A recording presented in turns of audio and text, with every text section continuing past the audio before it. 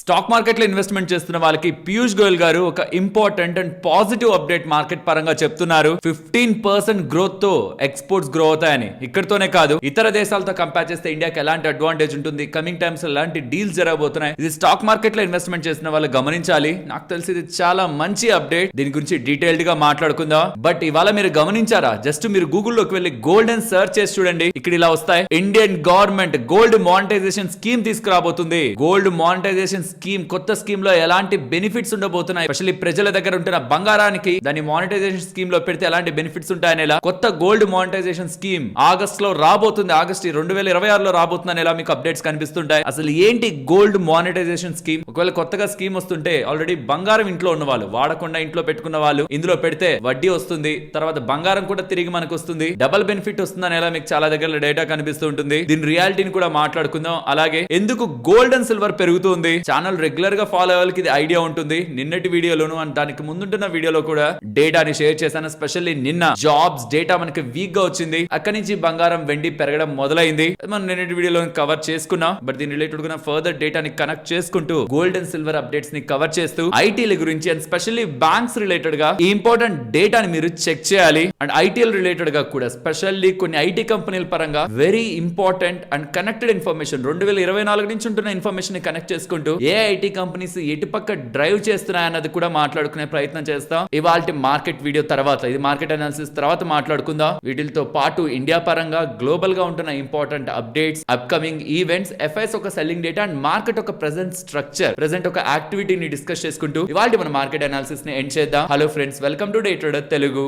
Good evening. First Piyush Goyal గారు చేస్తున్న comments గురించి చూద్దాం. పీయూష్ గోయల్ గారు మన కేంద్ర మంత్రి, minister of commerce and industry, తను చేస్తున్న కామెంట్స్ ఒకసారి చూడండి. అమెరికాతో మన డీల్ ఆల్మోస్ట్ ఫైనల్ లైన్ లోకి వచ్చేసిందని ఇది మనం చాలా సార్లు విన్నాం. దీనికి కాదు ఎగ్జైట్ అవ్వాల్సింది మనం, ఇంకొన్ని ఉన్నాయి. అమెరికాతో డీల్ ఆల్మోస్ట్ ఫైనలైజేషన్ లోకి వచ్చేసిందని, ఇంకొన్ని రోజుల్లోనే డీల్ కంప్లీట్ అయిపోతుందని మెయిన్ పాయింట్ ఇది. ఆ డీల్ లో Bangladesh, Vietnam, Cambodia, most important చైనాతో కంపేర్ చేస్తే మనకి అడ్వాంటేజ్లు ఉండేలా, ఇండియాకి ప్రిఫరెన్షియల్ మార్కెట్ యాక్సెస్ ఉండేలా అడిగామని అండ్ దాన్ని యుఎస్ అడ్మినిస్ట్రేషన్ కూడా ఒప్పుకుందనేలా ఇక్కడ మనకి డేటా కనిపిస్తుంది. Which is very very very important line to understand. Because competitive countries కి మనకంటే అడ్వాంటేజ్ ఎక్కువ ఉంటే, టెక్స్టైల్ అండ్ ఇతర ఎక్స్పోర్ట్స్ రిలేటెడ్ గా మనకంటే వాళ్ళకి అడిషనల్ అడ్వాంటేజ్ ఉందనుకోండి, ఆటోమేటిక్ గా వాళ్ళ ప్రొడక్ట్స్ ఎక్కువ కొంటారు. ఇఫ్ ఇన్ కేస్ కొంత కన్సెషన్స్ మనకి కొన్ని సప్లైస్ రిలేటెడ్ గా లభించి వాళ్ళకంటే బెటర్ అడ్వాంటేజ్ మనకి దొరికితే కంట్రీస్ పరంగా చైనా, వియత్నాం, బంగ్లాదేశ్, కంబోడియా వీటి పరంగా ఎక్స్పోర్ట్స్ ఊపందుకుంటాయి. సో మన రూపీని స్టెబిలైజ్ చేయడంలో ఎక్స్పోర్ట్స్ ఒక పెరుగుదల కీలకం కదా. ఎక్స్పోర్ట్స్ ఎంత పెరిగితే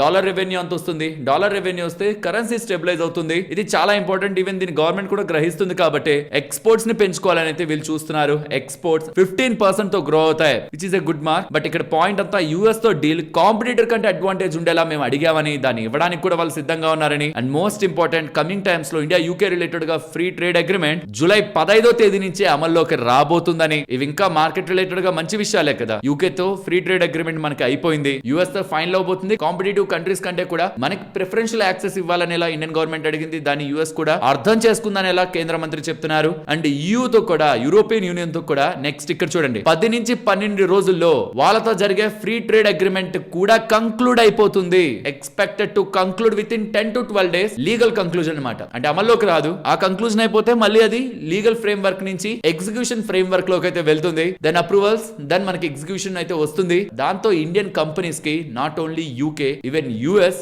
యూరోపియన్ యూనియన్ రిలేటెడ్ గా కూడా మోర్ ట్రేడ్ యాక్సెస్ దొరకడం చాలా కంపెనీస్ ఒక రెవెన్యూస్ ని సిగ్నిఫికెంట్ గా ఇంపాక్ట్ చేస్తుంది. ఇది ఇక్కడ మనం ఎంటైర్ ఇండియన్ మార్కెట్ రిలేటెడ్ గా అండర్లైన్ చేసుకోవాల్సిన ఆస్పెక్ట్. యూకే తో, యూరోపియన్ యూనియన్ తో అండ్ స్పెషల్లీ గతంలో యుఎస్ తో చేస్తున్న ట్రేడ్స్ అయినా ఏ కంపెనీస్ అయితే చేస్తున్నాయో, ఆఫ్టర్ ఈ ట్రేడ్ డీల్స్ వాటికి ఇంకా అడిషనల్ అడ్వాంటేజ్ రావడం, ఆల్రెడీ చేస్తున్న ట్రేడ్స్ అవి బెనిఫిట్ పొందడమే కాదు, కొత్త కంపెనీస్ కూడా అడ్వాంటేజ్ ని గ్రహించి ఎక్స్పోర్ట్స్ వాటికి కూడా చేసి రెవెన్యూస్ ఇంప్రూవ్ చేసుకోవడమే కాదు, మార్జిన్ అక్రిటివ్ గా ఉంటూ అంటే మార్జిన్ పెరుగుతూ ప్రాఫిటబిలిటీని పెంచుకునే ప్రయత్నం కంపెనీస్ చేస్తాయి. ఈ ఫ్రేమ్ వర్క్ అంతా స్లోగా మనకి మార్కెట్ లో రిఫ్లెక్ట్ అవుతూ వస్తుంది. ఫ్రెండ్స్, ఎస్ మార్కెట్ లో చాలా టైం పీరియడ్ నుంచి ఇన్వెస్ట్ చేశారు, పెద్దగా మార్కెట్ లో మీకు లాభాలేం కనిపించుండవు. ఎస్ కొన్ని స్టాక్స్ భారీగా పెరుగుండొచ్చేమో. ఓవరాల్ పోర్ట్ఫోలియో లెవెల్లో పెరగాలంటే, మనం పెట్టిన అన్ని కంపెనీలు పెరగాలంటే ఇండెక్స్ వైజ్ గా కూడా మనకి పెరుగుండాలి కాబట్టి పెద్దగా మీకు లాభాలు కనిపించుండవేమో. బట్ నిన్నటి వీడియోలో కూడా చెప్పినట్టు ప్రెసెంట్ ఉన్న ఓన్లీ కన్సర్న్ ఏదైనా మార్కెట్ రిలేటెడ్ గా ఉందంటే, ఏ రిలేటెడ్ గా ఏదైనా స్ట్రాంగ్ గ్రోత్ ఉండిపోతే మన ఐటీ కంపెనీలకి ఏమవుతుంది నాకు భయం. దాని గురించి తర్వాత మాట్లాడుకుందాం కొంత టైంలోనే. మోస్ట్ ఇంపార్టెంట్ ఎల్నినో కారణంగా మాన్సూన్ ఎలా ఉంటుంది, జూలై 15th లోపు మనకి మాన్సూన్స్ ప్రాపర్ గా ఉన్నాయనంటే సెటిల్ అయిపోతున్నట్టే. మాన్సూన్ రిలేటెడ్ ఉన్న big fears, little much uncertainty market expected, but ఇంకా ఫర్దర్ గా ఉందా మాన్సూన్ రిలేటెడ్, ఇంకా ఫియర్ ఆర్ పానిక్ డెవలప్ అవుతుందా, సెటిల్ అవుతుందా అనేది జూలై 15th లోపు మనకు క్లారిటీ వస్తుంది. Two things present market related గా అన్సర్టనిటీ, యుద్ధం రిలేటెడ్ గా మార్కెట్ కేర్ చేస్తున్నట్లు లేదు.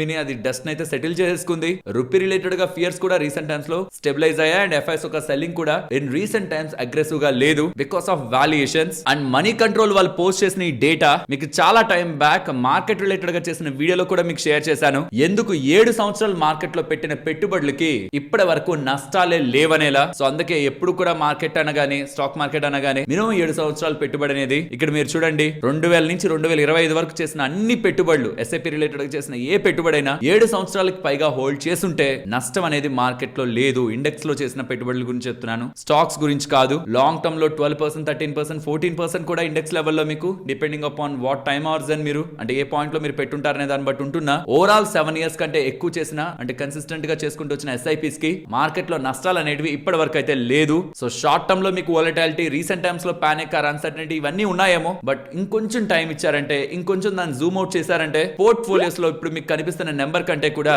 మోస్ట్ కంఫర్టింగ్ నెంబర్ ని మనం కమింగ్ టైమ్స్ లో చూసే అవకాశం ఉంటుంది. ఇది ఇన్వెస్టర్స్ క్లియర్ గా మైండ్ లో ఉంచుకోవాలి. ఆల్సో ఇది కూడా మైండ్ లో ఉంచుకోండి, మార్కెట్ ప్రతి సంవత్సరం పెరుగుతూ మనకి లాభాలను ఇవ్వదు. చాలా ఇయర్స్ అక్కడే ఉండిపోవచ్చు, సడన్ గా చాలా పెరగచ్చు, మళ్ళీ అక్కడ చాలా ఉండిపోవచ్చు, మళ్ళీ సడన్ గా పెరగచ్చు. సో ఇక్కడ కన్సాలిడేషన్ పీరియడ్ ఏదైతే ఉంటుందో అది మనం భయపడి ఎగ్జిట్ అవ్వాల్సిన పీరియడ్ కదా. ఒకసారి ఈ డేటా చూడండి. Nifty financial services index, banks and financial related గా ఉంటున్న కంపెనీస్ రిలేటెడ్ గా ఉన్న ఇండెక్స్ మీకు 2020లో వాల్యుయేషన్ చెప్తున్నాను, ప్రైస్ టు బుక్ 3 దగ్గరగా ఉంది. December 10, 2020 ప్రైస్ టు బుక్ 3 దగ్గరగా ఉంది. ఇప్పుడు ఆల్మోస్ట్ ఒక 5-6 సంవత్సరాలు అయిపోయింది కదా. ఇప్పుడు ఎక్కడ ఉందో తెలుసా? 2.3. వాల్యుయేషన్ వైజ్ గతంలో కంటే ఇప్పుడు చాలా convenient and most comfort zone లో వాల్యుయేషన్స్ పరంగా ఫైనాన్షియల్ స్పేస్ మనకి లభిస్తూ ఉందా. అండ్ చాలా టైం బ్యాక్ నుంచి కూడా మీకు బ్యాంక్స్ పెద్దగా రిటర్న్స్ కూడా ఇచ్చిండవు, ఫైనాన్షియల్ కంపెనీస్ కూడా పెద్దగా రిటర్న్స్ ఇచ్చిండవు, కానీ నెంబర్స్ ఇంప్రూవ్ అవుతూ ఉన్నాయి. దాని కారణంగానే మీకు వాల్యుయేషన్ కంఫర్ట్ అయితే దొరుకుతుంది, స్టాక్ ప్రైస్ పడుతుంది, నెంబర్స్ కొంత ఇంప్రూవ్ అవుతున్నాయి. బట్ బికాస్ మార్కెట్ లో ఉంటున్న కన్సర్న్, స్పెషల్లీ ఎల్నినో కారణంగా మాన్సూన్ ఇంపాక్ట్ అయితే రైతులు తీసుకున్న రుణాలు డిఫాల్ట్ అయ్యే అవకాశం ఉందా, ఆర్ ఎన్పిఎస్ పెరిగే అవకాశం ఉందా, బయట ఎకానమీ కానీ ఇన్ఫ్లేషనరీ జోన్ లో ఉండి అప్పులు తీసుకున్న వాళ్ళు కట్టకపోతే ఎన్పిఎస్ పెరిగే అవకాశం ఉందా. సో ఈ ఫియర్స్ తో కన్సాలిడేషన్ ఫేజ్ లోనే కొన్ని సెక్టార్లు ఉండిపోతాయి. వన్స్ ఆ ఫియర్స్ ఇప్పుడు ఎలా అయితే యుద్ధం అన్నప్పుడు మార్కెట్ పడిపోయి యుద్ధం ఇంతకు మించి ఏం జరగదులే, ఇంతకు మించి పెయిన్ ఆర్ పానిక్ ఏం ఉండదులే అన్నప్పుడు ఎలా అయితే మార్కెట్ యుద్ధం ఎండవక ముందే పెరిగిపోయిందో, అలానే చాలా సెక్టార్స్ అంత మంచి జరగాల్సిన అవసరం లేదు, ఇంతకు మించి వర్స్ట్ జరగదన్న క్లారిటీ వచ్చినప్పటి నుంచి పెరగడం స్టార్ట్ అయ్యి నెంబర్స్ లో రిఫ్లెక్ట్ అయినప్పుడు ఇంకొంచెం పెరిగి ఏదైతే కన్సాలిడేషన్ ఉందో నెక్స్ట్ వచ్చే మూవ్ అంతా మనకి నెంబర్స్ బాగున్నప్పుడే పీక్ ఉంటుంది అనమాట. మళ్ళీ తర్వాత కన్సాలిడేషన్ కనిపిస్తూ మార్కెట్ ఇలానే బిహేవ్ చేస్తూ ఉంటుంది. దీనికి ఇన్వెస్టర్స్ ప్రిపేర్డ్ గా ఉండాలి. అంటే మంచి కనిపించినప్పుడే మార్కెట్ రియాక్ట్ అవడం కాదు, ఇంతకు మించి వర్స్ట్ జరగదన్నప్పటి నుంచే మార్కెట్ రియాక్ట్ అవుతుంది. బెస్ట్ నెంబర్స్ ఎప్పుడైతే రిఫ్లెక్ట్ అవుతాయో అది పీక్ ఉంటుంది చాలా సార్లు, అక్కడే కన్సాలిడేషన్ అయిపోతూ ఉంటుంది చాలా ఇయర్స్ పాటు. కాబట్టి మనం తెలివిగా నెంబర్స్ వచ్చాక అన్ని చూసాక ఎంటర్ అవుదాం అనుకుంటే అది ఆల్మోస్ట్ 60 to 70% పెరిగిపోయాక కూడా ఉండొచ్చు. సో ఆల్వేస్ కన్సిస్టెంట్ గా మార్కెట్ లో వీక్నెస్ ని దాటుకుంటూ పెరుగుతున్న స్పేసెస్ ని ట్రాక్ చేస్తూ at any cost India grow అవ్వాలంటే అది గ్రో అవ్వాల్సిందే అనే సెక్టార్లు ఉంటాయి కదా, like banks and financial companies, even pharma కానీ, హాస్పిటల్స్ కానీ, ఈవెన్ కన్స్యూమర్ రిలేటెడ్ ఉంటున్న కంపెనీస్ కానీ, ఇలాంటి కన్సాలిడేషన్స్ తక్కువ ధరలో కొనుక్కోవడానికి అవకాశాన్ని ఇస్తాయి. హోప్ మీకు ఈ లాజిక్ అయితే అర్థమైందని. నెక్స్ట్ బంగారం గురించి మాట్లాడుకోవాలి. ఆల్మోస్ట్ $4,200 per ounce దగ్గరికి బంగారం అయితే వచ్చిందా. రీసెంట్ టైమ్స్ లో రేట్ హైక్స్ ఎక్కడ జరిగిపోతాయని బంగారం భయపడ్డం, బంగారం వెండి పడ్డం. కానీ కొద్ది రోజుల నుంచి వస్తున్న డేటా ఫెడ్ చైర్మన్ కెవిన్ వార్ష్ చెప్తున్నది 2% ఇన్ఫ్లేషన్ మార్క్ అయితే నేనేం క్రాస్ చేస్తాను అనుకోవట్లేదు, కానీ ఇన్ఫ్లేషన్ అయితే కూల్ ఆఫ్ అవుతుందని చేస్తున్న కామెంట్స్ ఒకటి. రెండోది నిన్న ఈవినింగ్ వచ్చిన జాబ్స్ డేటా, అందుకే నిన్నటి వీడియోలోనే దాన్ని యాడ్ చేసి చెప్పాను. బంగారం వెండి రిలేటెడ్ గా మంచి వార్త, శుభవార్త అని. షార్ట్ టర్మ్ లో వస్తున్న ఈ అప్డేట్లన్నీ కూడా రేట్ హైక్లు అంత భారీగా జరగవులే. ఫెడ్ వాళ్ళు అలాంటి డెసిషన్స్ తీసుకోకుండా ఎకానమీ రిలేటెడ్ గా డేటా వీక్ గా వస్తుండడం బంగారం పెరగడానికి కారణం. దీంతో పాటు మీరు జస్ట్ గోల్డ్ అని ఎక్కడ సెర్చ్ చేసినా గోల్డ్ మానిటైజేషన్ స్కీమ్ రిలేటెడ్ గా మీకు మల్టిపుల్ అప్డేట్స్ కనిపిస్తాయి. లైక్ మనీ కంట్రోల్ లో, న్యూస్ 18 రిలేటెడ్ గా, times of India, economic times, ఇలా మల్టిపుల్ ప్లాట్ఫామ్స్ లో మీకు కనిపిస్తున్నదంతా ఒక దాని గురించే గోల్డ్ మానిటైజేషన్ స్కీమ్. 2015లో ఇది లాంచ్ చేశారు. ఆల్మోస్ట్ అప్పుడు బ్యాంక్స్ తో టైఅప్ చేశారనమాట. సో మీరు బ్యాంక్స్ దగ్గరికి వెళ్ళి మీ దగ్గర ఉన్న పాత బంగారాన్ని బ్యాంక్స్ కి ఇచ్చారంటే వాళ్ళు మీకు సర్టిఫికేట్ ఇస్తారు. మీరు ఎంత బంగారం అంటే మీరు ఇచ్చిన ఆభరణం ఎంత వెయిట్ అని కాదు, అందులో బంగారం ఎంత ఉంది, అది ఎంత క్యారెట్స్ అనే దాన్ని బట్టి మీకు ఒక సర్టిఫికేట్ ఇచ్చి దాంతో పాటు మీకు వడ్డీని కూడా ఇస్తుంటారు. కానీ ఇక్కడ ప్రాబ్లం అంతా ఏంటంటే మీరు ఏ ఫామ్ లో అయితే బంగారం ఇచ్చారో ఆ ఫామ్ లోనే మీకు తిరిగి రాదు. మీరు ఏ ఫామ్ లో అయితే బంగారం ఇచ్చారో అది కరిగించేస్తారు. సో ఆ ఫామ్ లో ఉండదన్నమాట. మన ఇండియన్ హౌస్ హోల్డ్ దగ్గర మొత్తానికి 30,000 టన్నుల బంగారం ఉంది. చాలా కంట్రీస్ కి సంబంధించిన సెంట్రల్ బ్యాంకులు కలిపిన ఆ బంగారాన్ని మ్యాచ్ చేయలేరు. సో ఇంత బంగారంలో కనీసం ఒక 5% బంగారం అయినా అది కరిగిపోయినా పర్లేదులే అనుకునే బంగారం ఉండకపోదా? దాన్ని ప్రజలు ఇంట్లో పెట్టుకునే బదులు బంగారం ఎకానమీలోకి పంపిస్తే వాళ్ళకు సర్టిఫికేట్ ఇచ్చి వడ్డీ ఇస్తామంటే పెద్ద మొత్తంలో బంగారం మనం విదేశాల నుంచి తెచ్చుకోవడం తగ్గించేయచ్చు. దాని వల్ల రూపీ స్టెబిలైజ్ అవుతుంది, ఇండియన్ ఎకానమీకి బెటర్ అవుతుందని గోల్డ్ మానిటైజేషన్ స్కీమ్ ని కొత్త రూల్స్ తో తీసుకురావాలనుకుంటున్నారని ఎలా అప్డేట్స్ కనిపిస్తున్నాయి, మల్టిపుల్ అప్డేట్స్ కనిపిస్తున్నాయి. కొత్త రూల్స్ ఏంటి? 2015లో తీసుకొచ్చినప్పుడు కేవలం బ్యాంక్స్ తోనే అనుసంధానం చేశారన్నమాట, బ్యాంక్స్ తోనే టైఅప్ చేశారు. కానీ ఇప్పుడు కేవలం బ్యాంక్స్ మాత్రమే కాదు, జ్యువెలరీ కంపెనీస్ కూడా అనుసంధానం చేస్తూ దాని ప్యూరిటీ ఇవన్నీ కూడా చెక్ చేసుకొని జ్యువెలరీ కంపెనీల దగ్గర కూడా వాళ్ళని కూడా కలెక్షన్ ఏజెంట్స్ గా, కలెక్షన్ సోర్సెస్ గా పెట్టుకుంటూ గోల్డ్ మానిటైజేషన్ స్కీమ్ తీసుకురాబోతున్నారని, ఇందులో ఎవరైతే గోల్డ్ ని ఇస్తారో గవర్నమెంట్ కని కాదు, ఈ స్కీమ్ లో భాగంగా ఎవరైతే గోల్డ్ ని డిపాజిట్ చేస్తారో వాళ్ళకి సర్టిఫికేట్స్ వస్తాయి. అది గోల్డ్ వాల్యూవే. రేపు మీకు గోల్డ్ కావాలనుకున్నా దాని ద్వారా తీసుకోవచ్చు. బంగారం పెరుగుతున్నా మీ దగ్గర ఉన్న సర్టిఫికేట్ రిలేటెడ్ గా వాల్యూ ఉంటుంది. అండ్ మోస్ట్ ఇంపార్టెంట్, దాని మీద వడ్డీ కూడా వస్తూ ఉంటుంది. ప్రాబ్లీ అది ఎంత వడ్డీ అనేది కమింగ్ టైమ్స్ లో గవర్నమెంట్ అనౌన్స్ చేస్తుంది. గతంలోకి ఇప్పటికి తేడా, ఈసారి జ్యువెలరీ కంపెనీస్ ని కూడా యాడ్ చేస్తారని. నిజంగా ఇది కానీ గవర్నమెంట్ తీసుకొస్తే with attractive interest rate, then mostly gold related గా మనం ఇతర దేశాల నుంచి తెచ్చుకోవడం కాకుండా ఇండియాలోనే రీసైకిల్ చేసుకుంటూ గోల్డ్ రిలేటెడ్ గా డిపెండెన్సీ డాలర్ టర్మ్స్ లో తగ్గించుకునే అవకాశం ఉంది. చూడాలి మరి కమింగ్ టైమ్స్ లో ఎప్పుడు గవర్నమెంట్ ఆఫ్ ఇండియా స్కీమ్ ని ఏ వడ్డీ రేట్ తో తీసుకురాబోతుందని. నెక్స్ట్ గ్లోబల్ అప్డేట్స్ మాట్లాడుకుందాం. ఇక్కడ చూడండి, న్యూయార్క్ టైమ్స్ వాళ్ళు పోస్ట్ చేస్తున్న ఆర్టికల్. ఇది మీరు గమనించారంటే యుఎస్ ఇరాన్ రిలేటెడ్ గా కీ డిస్కషన్స్ జరుగుతున్నప్పుడు ఎవరు ఇరాన్ దగ్గర నుంచి పార్టిసిపేట్ చేసింది? Iran parliament speaker and most important Iran కి సంబంధించిన ఫారెన్ మినిస్టర్ కదా. వీళ్ళిద్దరిని ఏదో ఒకటి చేస్తే కానీ ఇరాన్ ని కార్నర్ చేయలేమని ఇజ్రాయెల్ వాళ్ళు ఈ ఇరాన్ కి సంబంధించిన నెగోషియేటర్ పై వాళ్ళని లేకుండా చేయాలనేలా భారీగా ప్లాన్ చేశారని ఇది యుఎస్ అఫీషియల్స్ తెలుసుకొని ఎక్కడ వాళ్ళని ఏదైనా చేస్తే మళ్ళీ యుద్ధం పెరిగిపోతుందని వాళ్ళని ప్రొటెక్ట్ చేయడానికి గల్ఫ్ కంట్రీస్ తో మాట్లాడి మరి వాళ్ళని సేఫ్టీ జోన్ లోకి తీసుకువెళ్లారని, పాకిస్తాన్ లో నెగోసియేషన్స్ జరుగుతున్నప్పుడు ఇజ్రాయెల్ కి సంబంధించిన యుద్ధ విమానాలు పాకిస్తాన్ ఒక ఎయిర్ స్పేస్ లోకి ఎంటర్ అయ్యాయని, ఇరాన్ కి సంబంధించిన నెగోషియేటర్స్ ని లేకుండా చేయడానికి ఎంటర్ అయ్యాయని అది తెలుసుకొని ఇమీడియట్ గా వాళ్ళని ల్యాండ్ చేసి యుఎస్ వాళ్ళు ప్రొటెక్ట్ చేయడానికి పాకిస్తాన్ వాళ్ళతో మిడిల్ ఈస్టర్న్ కంట్రీస్ తో ఇరాన్ కి సంబంధించిన అఫీషియల్స్ ని కాపాడారనేలా డేటా కనిపిస్తుంది. సో ఇజ్రాయెల్ చెప్తున్నదే కాదు, బ్యాక్గ్రౌండ్ లో ఇరాన్ రిలేటెడ్ గా స్ట్రాంగ్ ఫ్రేమ్ వర్క్ ని తీసుకొని వెళ్తుంది. అండ్ ఇవాళ ఎఫ్ఐఎస్ కొంత పాజిటివ్ గా కనిపిస్తున్నారు. 1355 crores. రీసెంట్ టైమ్స్ లో మార్కెట్ కొంత పెరుగుతున్నా వాళ్ళ రిలేటెడ్ గా షార్ట్స్ అయితే పెద్ద కవర్ అవ్వట్లేదు. అండ్ మార్కెట్ రిలేటెడ్ గా కూడా మార్కెట్ ఈ రీసెంట్ టైమ్స్ లో 50 day ని 100 day ని ఇవన్నీ క్రాస్ చేసుకుంటూ వచ్చింది. 24,400 నిన్నటి వీడియోలో కానీ గతంలో కానీ ఇక్కడికి వచ్చిన ప్రతిసారి మార్కెట్ లో కొంత టెన్షన్స్ కనిపించాయని ఇలా మాట్లాడుకుంటున్నా. ఇవాళ కొంత టెన్షన్ అయితే కనిపించింది. బట్ అలానే మార్కెట్ లో భారీ పతనం కూడా ఏం లేదు, ఒక స్ట్రగుల్. ఇఫ్ ఇన్ కేస్ ఆ స్ట్రగుల్ క్రాస్ అయితే నెక్స్ట్ ఉంటున్న important moving average 200 day moving average 24,872. Bank Nifty అయితే 200 day మూవింగ్ యావరేజ్ అబోనే ఉంది, 57,200 above. If in case Nifty కూడా క్రాస్ అయితే with the support of IT, then market ఒక structure overall గా మూవింగ్ యావరేజ్ పరంగా మంచిగా మనకి బిల్డ్ అవుతున్నట్లు మనం అర్థం చేసుకోవచ్చు. Let's hope with the support of IT and banks ఇది లీడ్ అయ్యే అవకాశం ఉంటుంది. ఫ్రెండ్స్, ఇలా మార్కెట్ రిలేటెడ్ గా ఉంటున్న టోటల్ ఇన్ఫర్మేషన్ ని సింప్లిఫై చేస్తూ వీడియో మీ ముందుకు తీసుకురావడానికి ఎఫర్ట్స్ పెట్టామని మీరు అనుకుంటుంటే మన వీడియోని తప్పకుండా లైక్ చేస్తూ పెడుతున్న ఎఫర్ట్స్ ని ఎంకరేజ్ చేయండి. నెక్స్ట్ ఐటీ కంపెనీల గురించి మాట్లాడుకోవాలి.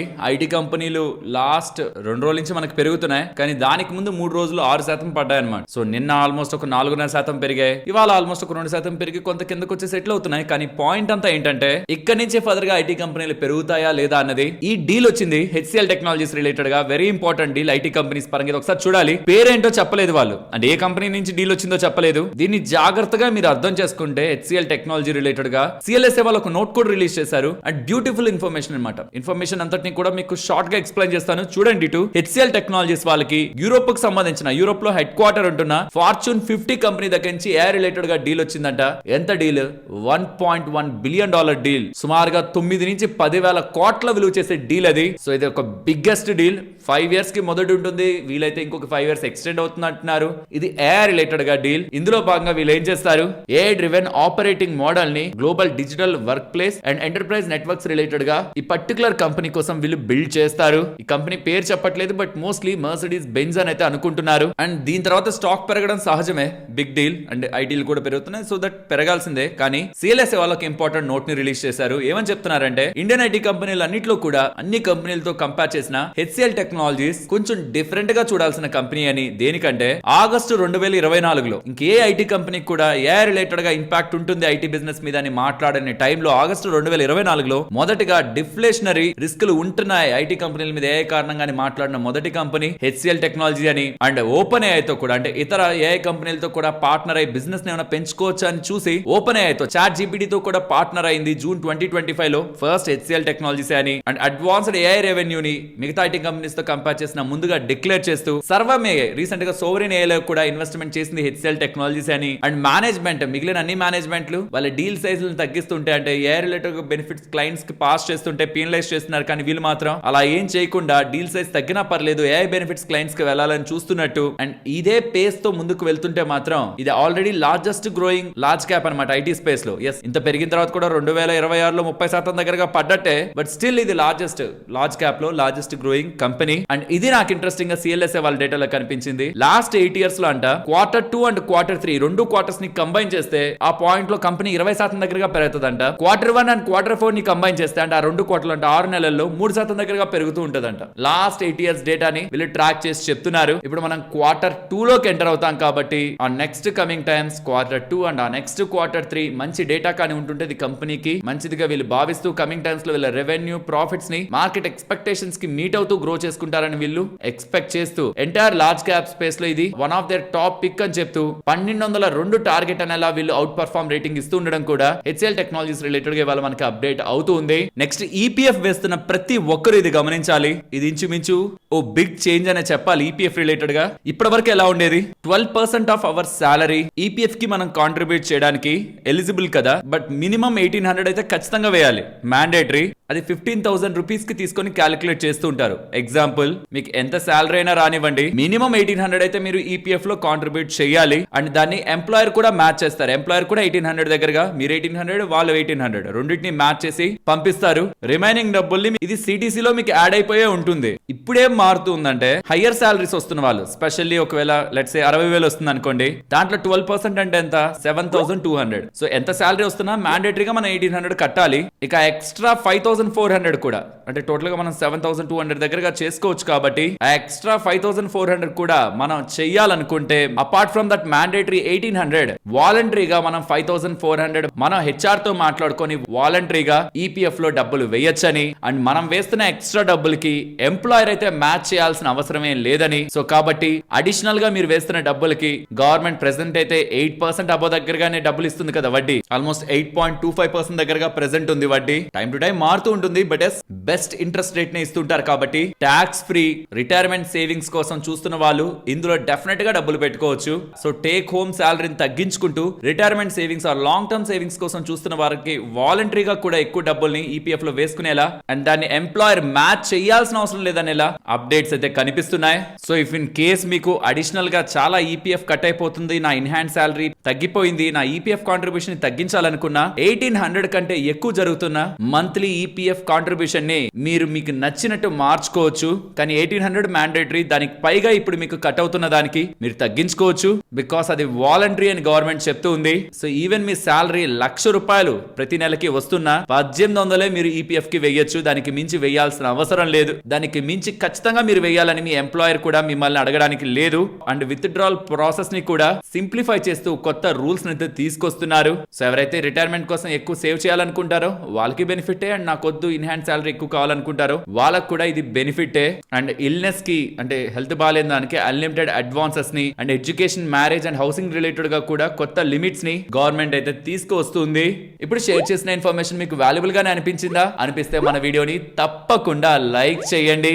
గ్లోబల్ గా క్రూడ్ ఆయిల్ ధరలు అయితే తగ్గాయి, మరి పెట్రోల్ డీజిల్ ధరలు ఎప్పుడు తగ్గుతాయి? దీని రిలేటెడ్ గా కేంద్ర మంత్రి, ఈ శాఖకు సంబంధించిన కేంద్ర మంత్రి హర్దీప్ పూరి గారు ఇంపార్టెంట్ స్టేట్మెంట్ చేశారు. ఇమీడియట్ గా అయితే తగ్గవని. ఎందుకంటే మనకి పెట్రోల్ డీజిల్ అమ్ముతున్న కంపెనీలు ఉన్నాయి కదా, హెచ్పిసిఎల్, బీపీసీఎల్, ఐఓసీ, ఇవన్నీ ప్రెసెంట్ మనకు అమ్ముతున్న డీజిల్ అండ్ పెట్రోల్ ఇవన్నీ కూడా ఏ క్రూడ్ ఆయిల్ నుంచి చేస్తున్నారో ప్రాసెసింగ్, ఆ క్రూడ్ ఆయిల్ ధరలు ఎక్కువగా ఉంటున్నప్పుడు కొన్న క్రూడ్ ఆయిల్ అని. కాబట్టి ఇమీడియట్ గా పెట్రోల్ డీజిల్ ధరలు తగ్గించడం, భారీ మొత్తంలో తగ్గించడం, కొంచెం కొంచెంగా తగ్గిస్తారేమో, భారీ మొత్తంలో తగ్గించడం పాసిబుల్ కాదని, దానికి ఒక 2 నుంచి 3 నెలల టైం పడుతుందనేలా కేంద్ర మంత్రి స్టేట్మెంట్స్ అయితే కనిపిస్తున్నాయి. గతంలో క్రూడ్ ఆయిల్ ధర పెరుగుతున్నా పెద్దగా ధరలు పెంచకపోవడం, పెట్రోల్ డీజిల్ ధరలు పెంచకపోవడం వల్ల ఆయిల్ మార్కెటింగ్ కంపెనీస్ కి 74,000 కోట్ల నష్టం ఉందని. అండ్ ఇప్పుడు కూడా ఏదైతే పెట్రోల్ డీజిల్ ఉందో అది హయ్యర్ గా ఉంటున్న క్రూడ్ ఆయిల్ కాస్ట్ తోనే ప్రాసెసింగ్ అవుతుంది. కాబట్టి ఇప్పుడు ఏ క్రూడ్ ఆయిల్ ధరలు అయితే తగ్గాయో అవి ఇంకొక 2-3 నెలలు ఇక్కడే ఉంటే అప్పుడు మనం డీజిల్ పెట్రోల్ ధరలు వంట గ్యాస్ ధరలు భారీగా తగ్గించొచ్చని స్టేట్మెంట్స్ చేస్తున్నారు. Private fuel retailer Neyyar energy వాళ్ళు పెట్రోల్ ప్రైజుల్ని ₹5, డీజిల్ ప్రైజులు ₹3 తగ్గించారు. కానీ జూలై 1 నుంచి హెచ్పిసిఎల్, బీపీసీఎల్, ఐఓసీ వాళ్ళు ఎటువంటి మార్పు కూడా యుద్ధానికి ముందున్న క్రూడ్ ఆయిల్ ధరకు వెళ్ళినా మార్చలేదు. దీనికి గవర్నమెంట్ చెప్తున్నది అయితే యుద్ధం జరుగుతున్నప్పుడు ఏ క్రూడ్ ఆయిల్ ధర అయితే ఎక్కువగా ఉందో ఆ క్రూడ్ ఆయిల్ నే ప్రెసెంట్ ప్రాసెసింగ్ జరుగుతూ ఉంది. సో రా మెటీరియల్ కాస్ట్ హైలో ఉన్నప్పుడు కొన్నదే కాబట్టి అవుట్పుట్ ని ఇప్పుడు ఇమీడియట్ గా తగ్గించడం 2-3 నెలల టైం పడుతుందని చెప్తున్నారు. నెక్స్ట్ ఇవాళ మీరు గమనిస్తే Hitachi energy, GE వెర్నోవా, siemens energy, సిజీ power, transformers and rectifiers ఈ పవర్ స్పేస్ లో ఉంటున్న కంపెనీస్ అన్నింటిలో కూడా భారీగా సెల్ ఆఫ్ అయితే కనిపించిందా? దీనికి కారణం మీకు స్క్రీన్ ముందు ఉంచుతున్నాను. Government of India Chinese companies కి 2 సంవత్సరాల ఎగ్జామ్షన్ ఇచ్చింది. Specially to 4 Chinese electrical equipment companies public procurement order లో భాగంగా ఇండియాలో బిజినెస్ చేసుకోవడానికి 4 చైనీస్ కంపెనీస్ ని ఆహ్వానిస్తూ ఉండడం. ఆబ్వియస్లీ చైనీస్ కంపెనీస్ అంటే వాళ్ళ దగ్గర పొటెన్షియల్ సప్లై ఉంటుంది. Specially HV transformers, GIS switch gears ఇప్పుడు ఈ కంపెనీస్ అన్ని ఇండియాలోకి తీసుకొచ్చి అమ్ముతాయి కాబట్టి, అండ్ అవి కూడా అమ్ముతున్నది ప్రైవేట్ కంపెనీలకు ఏం కాదు, పబ్లిక్ సెక్టర్ కంపెనీస్ కూడా అమ్ముతాయి కాబట్టి నెక్స్ట్ 2 years పాటు మన ఇండియన్ కంపెనీస్ కి కాస్టింగ్ పరంగా ఇవి కాంపిటీషన్ ఇస్తాయని మార్కెట్ బిలీవ్ చేస్తూ స్టాక్స్ లో మనకి హెవీ సెల్ ఆఫ్ అయితే కనిపించింది. ఇది కంప్లీట్లీ అన్ఎక్స్పెక్టెడ్ మూవ్. మన ఇండియాలో స్ట్రాంగ్ డిమాండ్ ఉంది కాబట్టి ఈ డెసిషన్ గవర్నమెంట్ తీసుకుంటున్నట్టు అప్డేట్స్ అయితే కనిపిస్తున్నాయి. కానీ చైనీస్ కంపెనీస్ ని తీసుకురావడం కారణంగా ఇండియాలో ఎవరైతే ప్రొడక్షన్ చేస్తున్నారో వాళ్ళ రిలేటెడ్ గా బిజినెస్ కి షార్ట్ టర్మ్ లో అన్సర్టనిటీని క్రియేట్ చేస్తున్నట్టే. నెక్స్ట్ ఎస్ బ్యాంక్ రిలేటెడ్ గా ఎస్ సెక్యూరిటీస్ ఉంది కదా, సెక్యూరిటీస్ ని బై చేయడం, సెల్ చేయడం, ఈ సర్వీసెస్ ని ప్రొవైడ్ చేయడం, దాని రిలేటెడ్ గా ఎన్ఎస్సి వాళ్ళు ప్రొహిబిషన్ పెట్టున్నారు. అంటే దాని రిలేటెడ్ గా బిజినెస్ జరగకూడదని, దాన్ని జూలై 1 నుంచి లిఫ్ట్ చేస్తున్నారని, ఎవరైనా న్యూ క్లయింట్స్ ని యాడ్ చేసుకోవాలన్నా ఎస్ సెక్యూరిటీస్ వాళ్ళు యాడ్ చేసుకోవచ్చని, like trading and demat related గా services and other financial related గా యాక్టివిటీస్ వాళ్ళ క్లయింట్స్ రిలేటెడ్ గా అందించడానికి ఎస్ సెక్యూరిటీస్ వాళ్ళకి జూలై 1 నుంచి అనుమతులు దొరుకుతున్నట్టు ఎన్ఎస్సి దగ్గర నుంచి అప్డేట్స్ కనిపిస్తున్నాయి. నెక్స్ట్ పేటిఎం వాళ్ళకి ఒక ఇంపార్టెంట్ అప్రూవల్ యూరోప్ రిలేటెడ్ గా లభిస్తుంది. వీళ్ళ అండర్ లో ఉంటున్న కంపెనీ, యూరోప్ లో ఉంటున్న కంపెనీకి payment institution licence Luxembourg regulator దగ్గర నుంచి లభిస్తున్నట్టు. దీంతో వాళ్ళు అక్కడ పేటిఎం పేమెంట్ రిలేటెడ్ గా transactions, credit transfers, acquiring of payment transactions related గా, సర్వీసెస్ రిలేటెడ్ గా వీళ్ళకి బిజినెస్ లైసెన్స్ దొరుకుతున్నట్లు యూరోప్ రిలేటెడ్ గా పేటిఎం వాళ్ళు అప్డేట్ చేస్తున్నారు. నెక్స్ట్ బ్లూ స్ప్రింగ్ వాళ్ళు ఉన్నారా, వీళ్ళకి 1437 crores విలువ చేసే క్యాప్టివ్ పవర్ ప్లాంట్ రిలేటెడ్ గా ఆర్డర్ లభించినట్టు వేదాంత అల్యూమినియం వాళ్ళ దగ్గర నుంచి లభించింది. ఇది నెక్స్ట్ 5 years పాటు కాంట్రాక్ట్ వ్యాలిడ్ గా ఉంటుందని, ఆగస్ట్ 1, 2026 నుంచి ఈ ప్రాజెక్ట్ ని ఎగ్జిక్యూట్ చేస్తారని ఇలా బ్లూ స్ప్రింగ్ వాళ్ళు అప్డేట్ చేశారు. నెక్స్ట్ ఇవాళ ఎంసీఎక్స్ స్టాక్ పడింది, మీరు గమనించారా? దీనికి కారణం ఆర్బీఐ వాళ్ళు రీసెంట్ గా తీసుకొస్తున్న చేంజెస్ కారణంగా ప్రీమియం టర్న్ ఓవర్ ఇక్కడ మీరు గమనించారంటే 38% దగ్గరగా రీసెంట్ టైమ్స్ లో డౌన్ అయిందని, బ్రోకరేజ్ నోట్ రిలీజ్ అవుతూ ఉండడం, ఎంసీఎక్స్ రిలేటెడ్ గా ఆర్బీఐ ఒక చేంజెస్ తో వాల్యూమ్స్ ఫాలో అవుతుండేసరికి ఆటోమేటిక్ గా వీళ్ళు ట్రాన్సాక్షన్ రిలేటెడ్ గా వాల్యూ అండ్ ఓవరాల్ వీళ్ళు ఎర్న్ చేసే ఇన్కమ్ తగ్గుతుంది కాబట్టి స్టాక్ లో ఇవాళ సెల్లింగ్ ప్రెషర్ అయితే కనిపించింది. అండ్ దీపక్ బిల్డర్స్ వాళ్ళకి 548 crores 70 lakhs విలువ చేసే ఆర్డర్ శ్రీకృష్ణ ఆయుష్ యూనివర్సిటీ హర్యానా రిలేటెడ్ గా వేరియస్ బిల్డింగ్స్ ని కన్స్ట్రక్ట్ చేయడానికి లభించినట్లు అప్డేట్స్ కనిపిస్తున్నాయి. అండ్ క్రిస్టల్ ఇంటిగ్రేటెడ్ సర్వీసెస్ వాళ్ళకి 27 crores 64 lakhs విలువ చేసే order Andhra Pradesh BC welfare department దగ్గర నుంచి cleaning and sanitation services related గా లభించినట్లు అప్డేట్ చేస్తున్నారు. ఇది 2 academic years రిలేటెడ్ గా వీళ్ళకి ఉంటుందని చెప్తున్నారు. అండ్ ఈ రిక్షాస్ ని చాలా దూరం నుంచే యాప్స్ యూజ్ చేసి వాటిని కంప్లీట్ గా షట్ డౌన్ చేయగలుగుతుండడం, చాలా ఈ రిక్షాస్ ని కొంతమంది ప్రాంక్ చేసి సడన్ గా వాటిని ఆగిపోయేలా చేస్తున్నారు. కొన్ని యాప్స్ ని యూజ్ చేసి ఆ యాప్స్ యాప్ స్టోర్ నుంచి, ప్లే స్టోర్ నుంచి రిమూవ్ చేయాల్సిందిగా ఐటీ మినిస్ట్రీ వాళ్ళు ఆదేశాలు ఇవ్వడం జరిగింది. నెక్స్ట్ జైడస్ లైఫ్ వాళ్ళు అపోలో హాస్పిటల్స్ వాళ్ళతో టైఅప్ అవుతున్నారు. దేని రిలేటెడ్ గా multi cancer detection test related గా, ఎంసిడి రిలేటెడ్ గా అపోలో వాళ్ళతో టైఅప్ అయి ఫర్దర్ గా వీళ్ళ బిజినెస్ ని ఎక్స్పాండ్ చేసుకుంటున్నట్టు జైడస్ లైఫ్ వాళ్ళు చెప్తున్నారు. అంటే వీళ్ళు రిలేటెడ్ గా ఉంటున్న ఎంసిడి టెస్ట్ అనేది మిథైలేషన్ బేస్డ్ బ్లడ్ టెస్ట్ అన్నమాట. ఈ బ్లడ్ టెస్ట్ ద్వారా bladder cancer, colorectal, breast, prostate, oesophageal, gastric, liver, lung, ovarian and pancreas related గా వయసు 45 కంటే ఎక్కువ ఉండే వాళ్ళ రిలేటెడ్ గా ఇది డిటెక్ట్ చేసుకునే అవకాశం ఉంటుందని ఈ టెస్ట్ ద్వారా. దీనికి ఎఫ్డిఏ రిలేటెడ్ గా కూడా అప్రూవల్ ఉందని, అండ్ ఇప్పుడు ఇది అపోలో హాస్పిటల్ ద్వారా టైఅప్ అయి ఎక్కువ మందికి చేరువవుతుంది, బిజినెస్ పెరుగుతుందని జైడస్ వాళ్ళు చెప్తున్నారు. The Indian Hume pipe company related గా 738 crores 61 lakhs విలువ చేసే ఆర్డర్ అయితే లభించింది. కంపెనీ ఒక మార్కెట్ క్యాపిటల్ 1700 crores. సో ఇది బిగ్ ఆర్డరే. గవర్నమెంట్ ఆఫ్ రాజస్థాన్ నుంచి ఈ ఆర్డర్ లభించినట్టు, Narmada based work supply project related గా ఈ ఆర్డర్ వీళ్ళు కమింగ్ టైమ్స్ లో ఎగ్జిక్యూట్ చేస్తారని, 24 months లో ఎగ్జిక్యూట్ చేసి 10 years పాటు ఆపరేషన్స్ అండ్ మెయింటెనెన్స్ చూసుకుంటారని చెప్తున్నారు. నెక్స్ట్ గవర్నమెంట్ ఒక 20,000 crore దగ్గరగా ఈవీ ఇన్సెంటివ్ స్కీమ్ తీసుకురాబోతున్నట్టు, ప్రైవేట్ బసెస్ రిలేటెడ్ గా తీసుకురాబోతున్నట్లు అప్డేట్స్ కనిపిస్తున్నాయి. కనిపిస్తున్నాయి. ఆల్మోస్ట్ ఇండియాలో 87% దగ్గరగా బస్సెస్ అన్ని ప్రైవేట్ బస్సులే కదా, వాటిని ఈవీకి మార్చాలంటే ఆబ్వియస్లీ వాళ్ళకి ఏదో ఒక ఇన్సెంటివ్ ఇవ్వాలి. కాబట్టి ఒక ఇన్సెంటివ్ స్కీమ్ ని గవర్నమెంట్ ప్లాన్ చేస్తున్నట్లు అప్డేట్స్ కనిపిస్తుండడం. ఈవీ రిలేటెడ్ గా అనగానే, స్పెషల్లీ బస్సెస్ రిలేటెడ్ గా అనగానే మనకి ఏ కంపెనీలు గుర్తొస్తాయి? మోస్ట్లీ రెండు, JBM auto and Olectra green. Even Ashok Leyland కానీ, టాటా మోటార్స్, సివి వాళ్ళు కానీ దీంట్లో ఉంటున్నా యూజువల్లీ ఈ రెండు పేర్లు ఎక్కువ మనకి రిఫ్లెక్ట్ అవుతూ ఉంటాయి. చూడాలి మరి దీని రిలేటెడ్ గా ఎలాంటి ఇన్సెంటివ్ స్కీమ్ రాబోతుందని. అండ్ D6 సిస్టమ్స్ వాళ్ళకి 34,79,00,000 విలువ చేసే ఒక order cable and wire harness assemblies related గా లభించిందని, అండ్ 12,79,00,000 విలువ చేసే ఆర్డర్ పీసీబీ రిలేటెడ్ గా, ప్రింటెడ్ సర్క్యూట్ బోర్డ్స్ రిలేటెడ్ గా లభించిందని ఎక్స్చేంజెస్ కి చెప్తున్నారు. టోటల్ వీటి వాల్యూ 34,79,00,000. నెక్స్ట్ క్వాలిటీ పవర్ వీళ్ళకి 40,90,00,000 విలువ చేసే order FACTS system and equipment related గా లభించిందని. FACTS అంటే flexible alternating current transmission systems అన్నమాట. దీని రిలేటెడ్ గా ఆర్డర్స్ లభించినట్టు క్వాలిటీ పవర్ వాళ్ళు చెప్తున్నారు. ఇది అప్రాక్సిమేట్లీ డిసెంబర్ 2027 లోపు ఎగ్జిక్యూట్ చేస్తారని చెప్తున్నారు. ఇదొక ఇంటర్నేషనల్ ఆర్డర్. నెక్స్ట్ మన కేంద్ర ప్రభుత్వం స్పెషల్లీ డిఫెన్స్ అక్విజిషన్ కౌన్సిల్ వాళ్ళు 52,000 కోట్లకు సంబంధించిన మిలిటరీ పర్చేజెస్ ని క్లియర్ చేస్తున్నట్టు, అప్రూవ్ చేస్తున్నట్టు అప్డేట్స్ అయితే కనిపిస్తున్నాయి. ఇది anti drone systems, air defence missiles and naval equipment related గా గవర్నమెంట్ ఆఫ్ ఇండియా క్లియర్ చేస్తున్న ఆర్డర్స్. సరే మరి నేను ఉండనా, మరొక ఇంట్రెస్టింగ్ వీడియోతో మళ్ళీ మీ ముందుకు వస్తాను. అంతవరకు టేక్ కేర్, జై హింద్.